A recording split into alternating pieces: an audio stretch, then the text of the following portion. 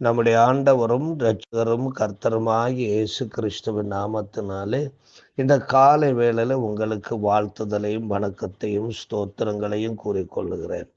இந்த நாளின் தியானத்திற்காக நான் எடுத்துக்கொண்டது, எருசலேமில் பவுல் சாட்சி பகர்கின்றார். அப்போஸ்தலர் 21 அதிகாரம் 1 22 அதிகாரம் 30 வரை உள்ள பகுதி. சாட்சி என்பது அப்போஸ்தலர் நடபடிகளிலே பல இடங்களிலே வரக்கூடிய ஒரு முக்கியமான வார்த்தையாக காணப்படுகிறது. அது ஒரு வார்த்தை மட்டுமல்ல, அதுல மிகப்பெரிய உண்மைகளும் சத்தியங்களும் அடங்கி இருக்கின்றது. இயேசு யார் என்று அறிவிப்பதும் சாட்சியாகவே இருக்கிறது. இயேசு கிறிஸ்து என்ன செய்தார் என்று அறிவிப்பதும் சாட்சியாயிருக்கிறது. இயேசு தனக்கு என்ன செய்தார் என்று சொல்லுவதும், இயேசு தன்னை கொண்டு என்ன செய்ய போகிறார் என்பதை சொல்லுவதும் சாட்சியாக இருக்கிறது. இயேசு இப்பொழுது என்ன செய்து கொண்டிருக்கிறார் என்று சொல்லுவதும், இயேசு இனி என்ன செய்ய போகிறார் என்பதை குறித்து அறிவிப்பதும் சாட்சியாகவே இருக்கிறது. நாம் ஒவ்வொருவரும் கர்த்தராகிய இயேசு கிறிஸ்துவுக்கு ஏதோ ஒரு விதங்களிலே சாட்சிகளாய் நாம் இருக்கிறோம். மிலேத்துவின் சபை மன்றம் முடிந்த பின் பவுலும் அவரோடு சேர்ந்தவர்களும் எருசலேம் நோக்கி பயணமாகின்றார்கள். ஆவியானவர் இரு காரியங்களை வெளிப்படுத்துகின்றார். ஒன்றுக்கு பவுலுக்கு நேரடியாகவே பரிசுத்த ஆவியானவர் வெளிப்படுத்தி இருந்தார். நீ ரோமுக்கு சென்று சாட்சி சொல்ல வேண்டும் என்பதாகும். அதை குறித்து 19 அதிகாரம் 21 நாம் வாசிக்கும் பொழுது, இவைகள் முடிந்த பின்பு பவுல் மக்கதோனியா, அகாயா என்னும் நாடுகளில் சுற்றி நடந்து எருசலேமுக்கு போகும்படி ஆவியில் நிர்ணயம் பண்ணி கொண்டு, நான் அங்கே போன பின்பு ரோமாபுரியையும் பார்க்க வேண்டியது என்று சொல்லி எழுதப்பட்டிருக்கிறது. இரண்டாவது, பவுலோடு சேர்ந்த ஊழியர்களுக்கு பரிசுத்த ஆவியானவர் வெளிப்பாடுகளையும் தீர்க்க தரிசனங்களையும் கொடுத்திருந்தார். ஆகையினாலே அவர்கள் பவுலை பார்த்து, நீர் எருசலேமுக்கு போக வேண்டாம், உமக்கு அங்கே கட்டுகளும் உபத்திரவங்களும் வைக்கப்பட்டிருக்கிறது என்று ஆலோசனை சொன்னார்கள். 21 அதிகாரம் 4 நாம் வாசிக்கும் பொழுது, அவ்விடத்தில் உள்ள சீசரை கண்டுபிடித்து அங்கே 7 நாள் தங்கினோம். அவர்கள் பவுலை நோக்கி, நீர் எருசலேமுக்கு போக வேண்டாம் என்று ஆவியின் ஏவுதலினாலே சொன்னார்கள். மேலும் 8 11 வரை வாசிக்கும் பொழுது, மறுநாளிலே பவுலை சேர்ந்தவர்களாகிய நாங்கள் புறப்பட்டு செசரியா பட்டணத்துக்கு வந்து 7 பேரில் ஒருவனாகிய பிலிப் என்னும் சுவிசேஷகனுடைய வீட்டிலே பிரவேசித்து அவனிடத்தில் தங்கினோம். தீர்க்க தரிசனம் சொல்லுகிற கன்னியாஸ்திரிகளாகிய 4 குமாரத்திகள் அவனுக்கு இருந்தார்கள். நாங்கள் அநேக நாள் அங்கே தங்கி இருக்கையில், அகபு என்னும் பெயர் கொண்ட ஒரு தீர்க்கதரிசி யூதேயாவிலிருந்து வந்தான். அவன் எங்களிடத்தில் வந்து பவுலினுடைய கச்சையை எடுத்து தன் கைகளையும் கால்களையும் கட்டி கொண்டு, இந்த கச்சையை உடையவனை எருசலேமில் உள்ள யூதர் இவ்விதமாய் கட்டி புறஜாதியார் கைகளில் ஒப்பு கொடுப்பார்கள் என்று பரிசுத்த ஆவியானவர் சொல்லுகிறார் என்று அங்கே அவர் தீர்க்க தரிசனம் சொல்லுகிறதை பார்க்கிறோம். இவைகளை நாங்கள் கேட்ட பொழுது எருசலேமுக்கு போக வேண்டாம் என்று நாங்களும் அவ்விடத்தாரும் அவனை வேண்டிக் கொண்டோம். அதற்கு பவுல், நீங்கள் அழுது என் இருதயத்தை ஏன் உடைந்து போக பண்ணுகிறீர்கள்? எருசலேமில் நான் கர்த்தராகிய இயேசுவின் நாமத்திற்காக கட்டப்படுவதற்கு மாத்திரமல்ல, மரிப்பதற்கும் ஆயத்தமாயிருக்கிறேன். அவன் சம்மதியாதபடியினாலே கர்த்தருடைய சித்தம் ஆக கடவதென்று அமர்ந்திருந்தோம் என்று எழுதப்பட்டிருக்கிறது. இதில் எதை வேண்டுமானாலும் பவுல் தெரிந்து கொள்ளலாம். ஆவியானவர் தங்களுக்கு சொன்னதை அவர் செய்யவும் செய்யலாம், இல்லையென்றால் எருசலேம் போகாமல் இருக்கும்படியாகவும் அவர் தீர்மானித்துக் கொள்ளலாம். ஆனா பவுல் ரோம் போவதை தெரிந்து கொண்டார். அதாவது எருசலேம் போய் சாட்சி சொல்லுவதை அவர் மிகவும் தெரிந்து கொண்டார்.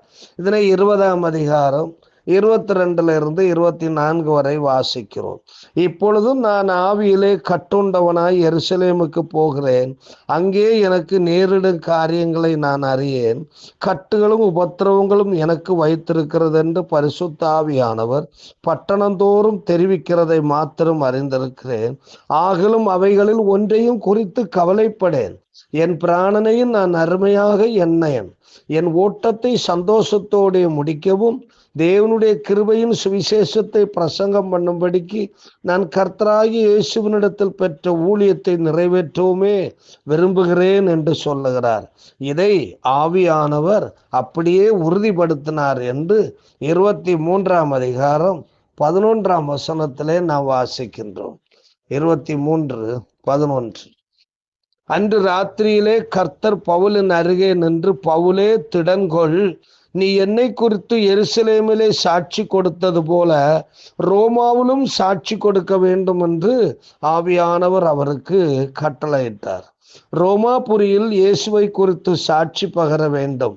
அங்கு யூதர்களுக்கும் சாட்சி பகர வேண்டும், புறஜாதியாருக்கும் சாட்சி பகர வேண்டும். ரோம் செல்ல வேண்டுமானால் பவுல் எருசலேம் செல்ல வேண்டும், எருசலேம் ஆலயத்துக்கு செல்ல வேண்டும்.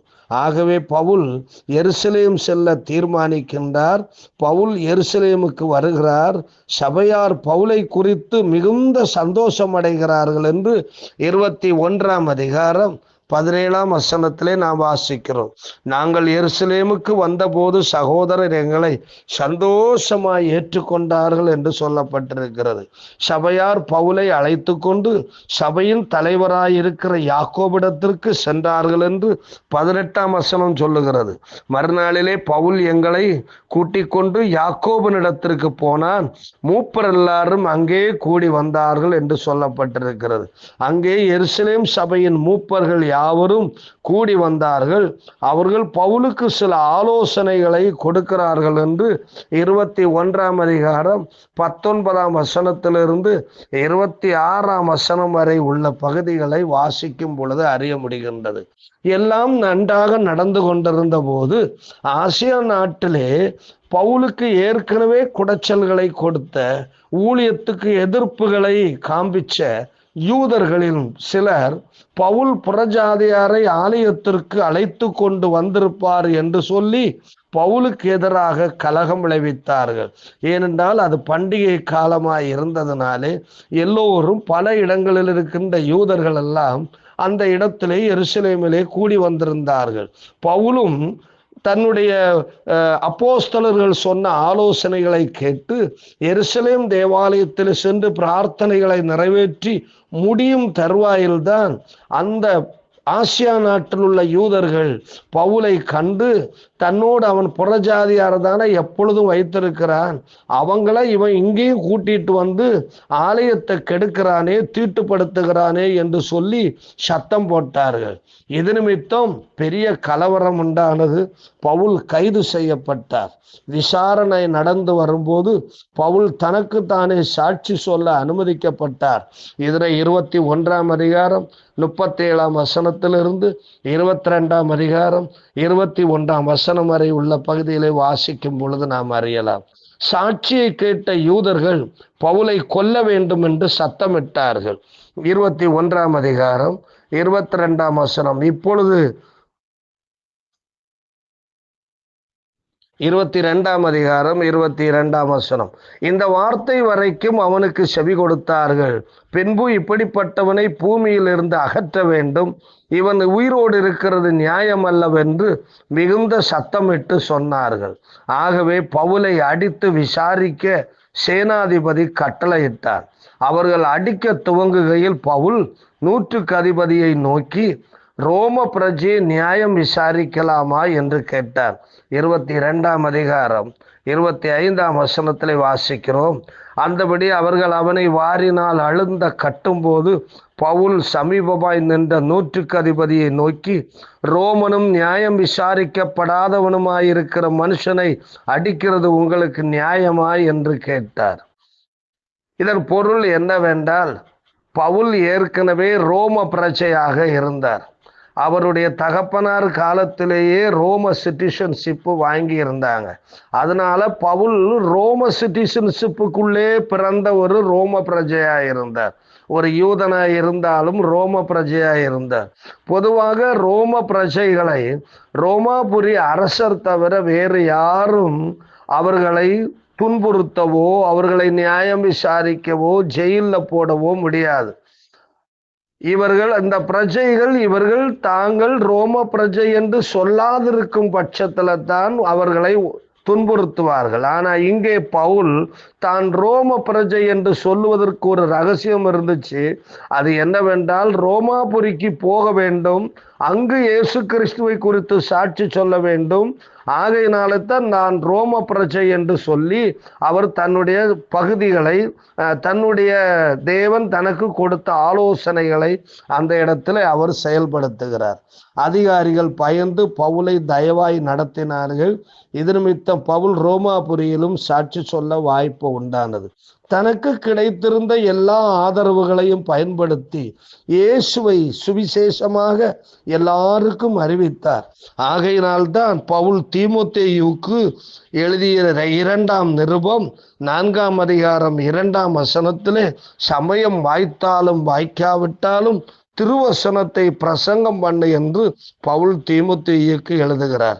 அன்பான தேவனுடைய பிள்ளைகளே, நாம் நம்முடைய வாழ்விலே ஒருவருக்காவது சுவிசேஷம் அறிவித்து அவர்களை ரட்சிப்புக்கு நேராக நடத்தி இருக்கிறோமா? அது நம்மேல் விழுந்த கடமையா இருக்கிறது. பழைய ஏற்பாட்டின் காலத்துல சங்கீதக்காரனாகிய தாவீது கூட இவ்வாறு சொல்லுவது உண்டு. சங்கீதம் 40:9-10 சொல்லுகிறார், மகா சபையிலே நீதியை பிரசங்கித்தேன், என் உதடுகளை மூடேன். கர்த்தாவே, நீர் அதை அறிவீர். உம்முடைய நீதியை நான் என் இருதயத்திற்குள் மறைத்து வைக்கவில்லை.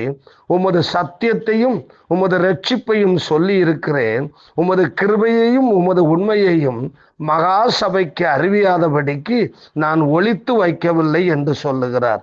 நாம் எல்லா சூழ்நிலையிலும் விசுவாசத்தில் உறுதியாகவும் நம்பிக்கையில் வைராக்கியமாகவும் நிற்கின்றோமா?